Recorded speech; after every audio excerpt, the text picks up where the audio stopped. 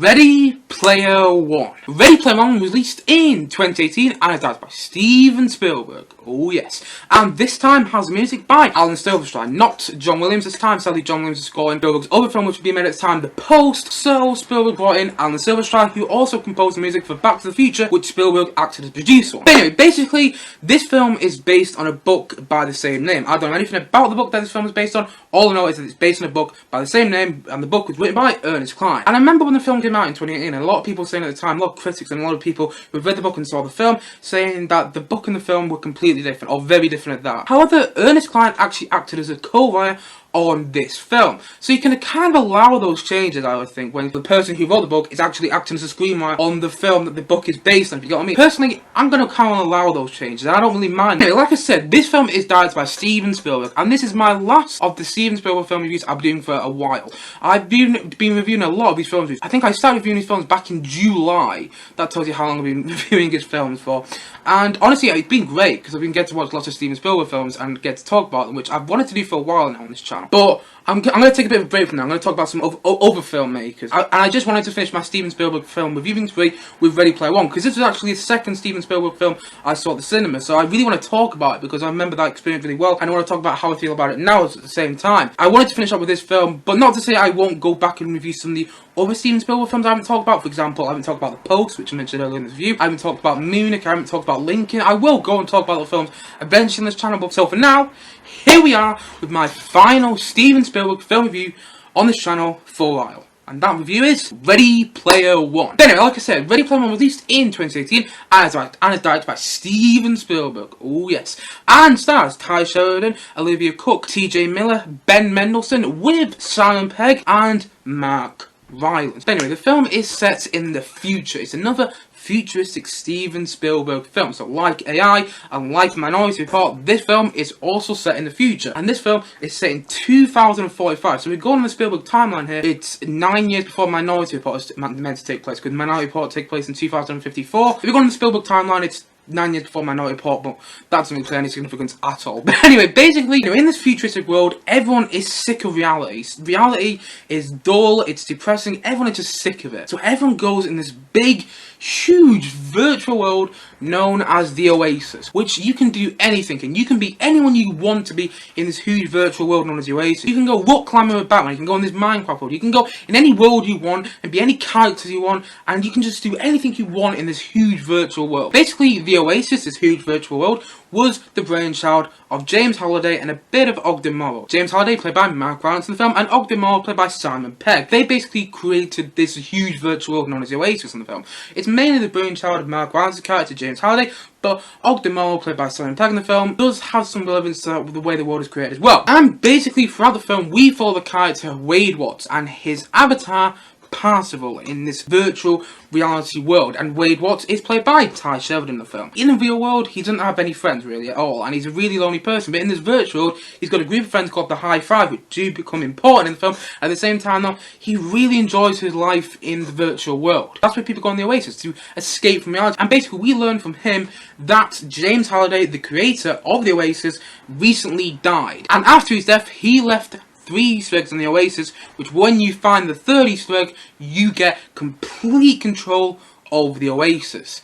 And so everyone in this virtual world, as you might have guessed, are trying to find all 3 Easter eggs to get complete control of the Oasis. However, at the start of the film, no one has found any of the Easter eggs. Someone's unlocked a challenge to get to the 1st Easter egg, but no one's found any of the 3 Easter eggs in this virtual world yet. However, long story short, Wade Watts, aka Parzival in the film, is the first person in this virtual world to find the 1st Easter egg and get the clue to get to the 2nd Easter egg in this virtual world. We follow Wade Watts', aka Parzival's, journey in the film to finding all these 3 Easter eggs and hopefully getting control of the whole Oasis. However, it's not as simple as it sounds. Heck, it never is. Because at the same time though, we also get the big evil corporation known as Iowa, which are also trying to find all 3 Easter eggs. This is a big evil corporation led by Ben Mendelsohn's character known as Sorrento in the film. He wants to find all 3 Easter eggs in this virtual world so he can get complete control of the Oasis for his own greed and his own self-pity, because as we learned at one stage in the film, Ben Mendelsohn's character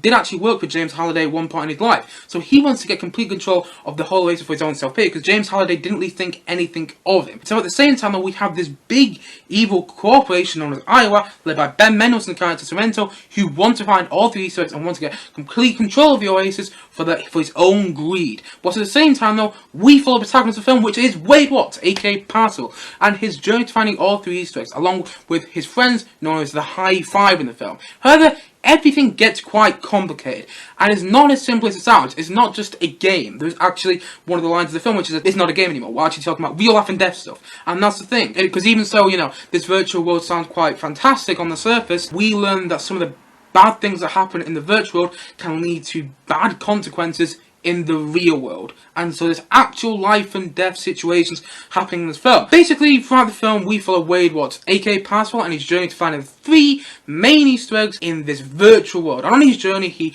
goes along with the High Five. He meets Olivia Cooke's character, who's known as Samantha, aka Z in the film. That's her name, aka Z in the film. And yes, we also meet her in the film, and she's a bit of an interesting character. And basically, Wade Watts and Samantha, aka Parcel and Zia, start to form a bit of a bond with each other in the film, and that's quite interesting to watch.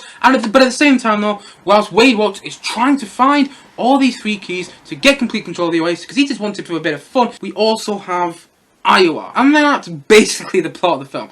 There are a lot of complications that start to occur throughout the film. For example, there's one plot line I missed out where I talked a bit about the High Five in the virtual reality world. Basically, we do actually get to meet them in the real world, because Wade Watts is there. Because that's the thing, Wade Watts, aka Parcel, has never actually met the High Five, his group of friends in the virtual world, in reality. And he does actually get to meet them in this film. At the same time, though, there starts to become a bit of a revolution going on in this virtual world against our Iowa, who are trying to find all 3 Easter eggs, and they have the upper power. They have the upper hand of finding all 3 Easter eggs in this world.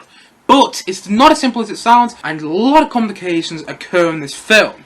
And that's basically the plot. I tried to explain it as best as possible. Sorry if it took a bit of time explaining it, but it is a bit of a complicated plot, and I wanted to get all the details in there, because there's a lot of details in the film which I think are actually quite important. That's basically what the film is about. Finding these 3 Easter eggs and get complete control of the Oasis. And you know what?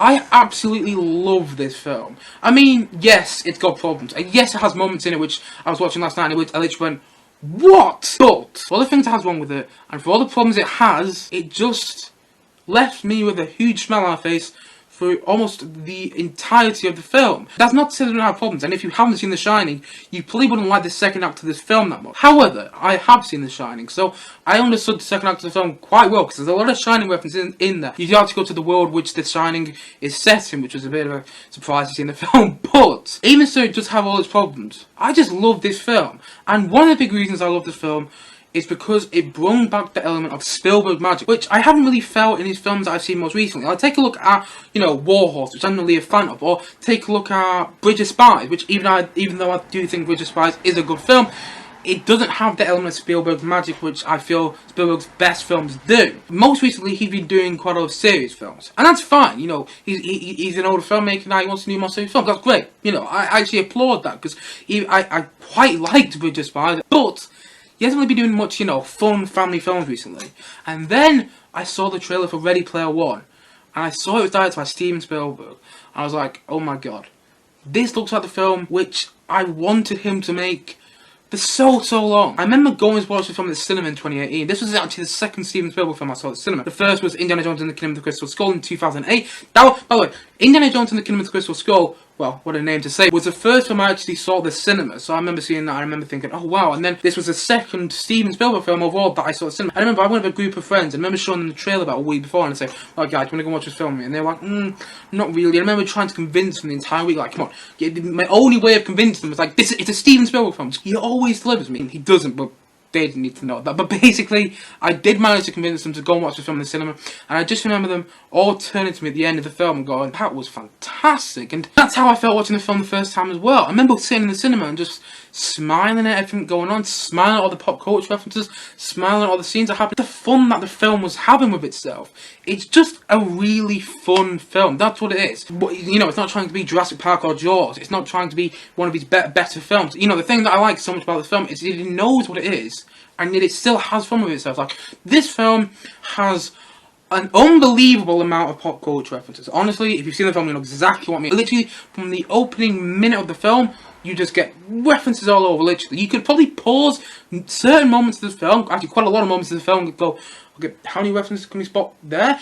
But the thing is, I didn't actually mind those pop culture references. A lot of people said at the time there's one too many. Personally, I didn't think there was too many pop culture references in the film, and I actually kind of liked them. You know, we had the DeLorean from Back to the Future one stage, and by the way, oh my god, in the first act of the film, I actually loved the first act of the film. Basically, this is when I knew I was in love with this film. Basically, in the first act of the film, we get this, you know, insane car chase, but basically no one can complete it. It's impossible, because in this car chase, you get a T-Rex coming, which is obviously a bit of a reference to Jurassic Park there, which was very nice to see. And at the same time, though, we also see King Kong come in there. And at the same time, though, the protagonist that we follow, you know, Wade Watts, aka Parzival, is in the DeLorean from Back to the Future in the scene. And honestly, it was just such a fantastic car chase.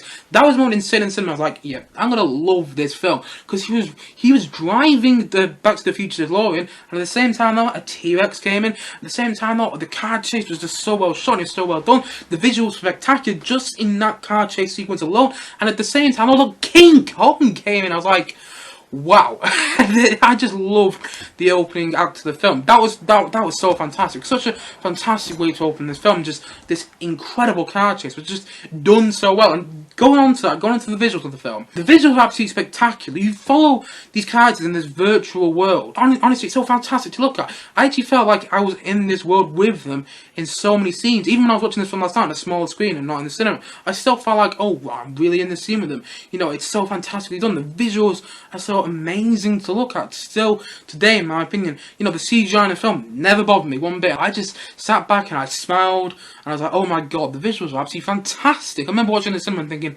wow, this is a film to see in the cinema. I remember even watching it last night on a small screen and just thinking, the visuals still even work here very well. And yes, the film does have problems. I think the second act of the film is actually quite weak, because if you haven't seen The Shining, then you wouldn't necessarily get the fun of the second act, because basically there's a bunch of gags from The Shining. You know, there are two girls, you know, Danny, come play with us in room 247, which the girl in the bath, and at the same time the whole maze. If you haven't seen The Shining, you won't get any of those references in the second act of the film. I personally think this film has gone more of a family audience, and I can't really see many kids watching the film who have also watched The Shining. It was a bit weird, that second act. It was probably my least favourite act of the film. Saying that though, I did still enjoy it, because I've seen The Shining, and so you had like little references in there. That you had the picture from the end of The Shining, you know what I mean if you've seen The Shining, and you had the song from the end of The Shining just thrown in there and everything. I was like, okay, wow, this is a lot of Shining references, and I actually quite liked it, because I had seen The Shining by the time I'd seen the film the first time. Even so, I do think the second act is the weakest of all three acts in the film. I still enjoyed it. This is how it goes for the act to me in the film. The first act's really, really good. I really enjoyed the first act. It's a very good opening act. Second act, just good. I quite liked the second act, but I can see for other people why they might not. With the third act, wow. Absolutely brilliant. I love the third act of the film. Mechagodzilla showed up at one stage in there. Chucky showed up on that one stage in there. It's got a fantastic action scene, which I absolutely loved. And honestly, I'm not really a huge fan of action sequences in films unless they're done well. And honestly, I was invested in all the action sequences in the film, though, which I not normally am, and I was just smiling through everything that's going on, and it just works so well. It really does. I actually like the pop culture references. I mean, there's some of the video game references I'm not a huge fan of. I don't mind video games. I've played some Star Wars games on this channel before. You know, I'm quite into you know, the Star Wars games and stuff. But games like Halo and Overwatch, which is film references, I'm not really into. But none of those references bother me in the film. The film has fantastic performances. You know, Tye Sheridan's great, Olivia Cooke's great. They're great as the two leads in the film. But at the same time, my favourite performance in the whole of the film was Ben Mendelsohn as the villain, Sorrento. He's great in the film. I absolutely loved him in the film. And oh, Mark Rylance as James Halliday. He's great as well. And by the way, Mark Rylance as James Halliday brings quite a bit of Spielberg comedy to this film. And you don't know what I mean by that. Basically, it's not your typical comedy that you'll get with a Disney film, where it's literally thrown in your face, like in a Marvel film or a Star Wars film, and the comedy's like, laugh now! Laugh now! This isn't really a funny joke, but laugh. You never get that with a Spielberg film. Basically, what Spielberg films do is they'll have quite a serious scene, they just get a bit of comedy thrown at the end of the scene, and you just can't help but laugh at that. And honestly, there's quite a few moments with Mark Rylance and James Halliday in the film where basically Wade Watts, aka Parzival, is about to get the third key, to get the third Easter egg, to get complete control of the Oasis, and he can't reach it though, because of a certain reason that's going on in the real world, so he can't actually get to reach it, and Mark Rylance and James Halliday is just like, do you want it? And it's things like that in the film, which I remember just watching that and just laughing my head off, you know, the first time. I remember the only one in the cinema laughing, but I'm so happy that I did, because it brought back the element of Spielberg magic for me. I grew up watching E.T., I grew up watching the Indiana Jones trilogy, I grew up watching, you know, The Lost World and a bit of Jurassic Park. I grew up watching those films. I just remember sitting in the cinema, I'm feeling that Spielberg magic come off the screen in Ready Player One. I'm just feeling like a bit of my childhood was in this film yet again. And I couldn't help but smile because, honestly, it had that Spielberg magic that I just missed so much. And then it had it in this film. I was like, yes, thank you. Because honestly, yes, it doesn't have the John Williams score, which is arguably the main reason for the magic of those early Spielberg films. But it's still got this fantastic score by Alan Silverstone, which works very well. And I'm actually a huge fan of the score for this film. Even though it's not done by John Williams, I think Alan Silverstone did actually a superb job. There's a little moment of the Back to the Future score in there, which he did compose, by the way, and that was quite nice to hear. And at the same time, the film also has fantastic song choice in the film. At the start of the film, you have a Jump by Van Halen, and in one stage in the film, you have Staying Alive by, the Bee Gees, and then you have We're Not Gonna Take It. It's things like, there's so many good songs in the film that I just couldn't help but nod my head to. And even when I was watching it last night, I was like, yeah, that's a good song choice. Okay, that's a really good song choice. And at the same time, though, when you don't have those fantastic songs playing, you have this fantastic score by Alan Silverstone, which I think works really well in the film. And honestly, I just had such an enjoyable time with this film. I don't know if you can tell, but the amount of time I've just spoken highly and praised this film so much. I mean, yes, it has its problems. It is a bit messy in stages. It is a bit convoluted. There are one too many plots. But for all the things it has wrong with it, all the things it does well overshadowed all those other things, and I just couldn't help but sit there and smile and laugh and enjoy myself with the entirety of the film. Yes, it's not Spielberg's best film, but I don't feel it needs to be, and I don't feel it wanted to be. It's enjoyable, fun, and I had so much fun watching this film. And honestly, if anyone hasn't watched the film yet and you just want a fun, enjoyable film to watch, I highly recommend Ready Player One. It's got great performances from everyone in the film. Yes, there's some comedy that falls flat in the film, but it's also got some comedy that works really well in the film. And at the same time, though, the film also has some spectacular visuals and a fantastic score by Alan Silverstone and some fantastic song choices. And honestly, just so many fantastic moments in the film, which I love watching this film. It's just one of those films which I stick on, even if I have problems. I have that huge smile on my face through almost all the film. And so for that reason, I'm going to say that Ready Player One, you know what? I'm feeling generous today. I'm going to give it a high score. And I'm going to give this film an 8 out of 10. Yes, it's not perfect. And yes, it's definitely not Spielberg's best film.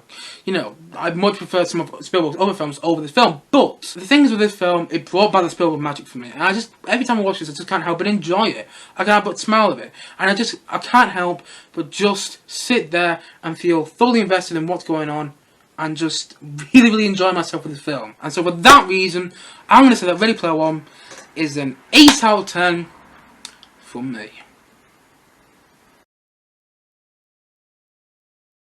Anyway guys, what do you think of Ready Player One?